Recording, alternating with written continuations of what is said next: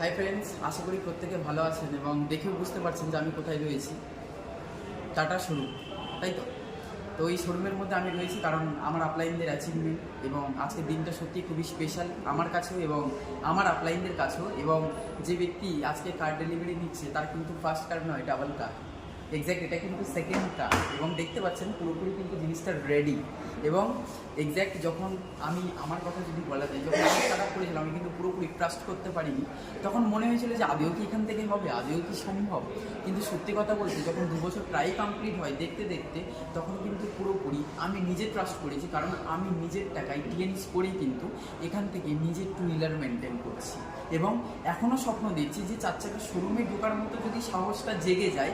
আমি এটুকুনি বলতে পারি বেশি দিন না, জাস্ট 2 বছর আপনারা ওয়েট করে যান, আমিও কিন্তু আমার সেই কার্ডটা কমপ্লিট করতে চলেছি।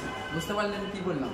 এবং রইল বাকি যে সমস্ত টিম মেম্বাররা আমার সাথে স্টার্ট আপ করেছে, যারা বলছে যে আদেও স্যার হবে, আদেও কি আমি পারবো, আমার দ্বারা কি সম্ভব, আমি বলবো আপনি যদি মন দিয়ে ক্লিনসটাকে করে যেতে পারেন এবং বিজনেসটাকে করে যদি এগিয়ে যেতে পারেন, আমি এটুকুনি বলতে পারি আমার হচ্ছে আপনাদেরও হবে।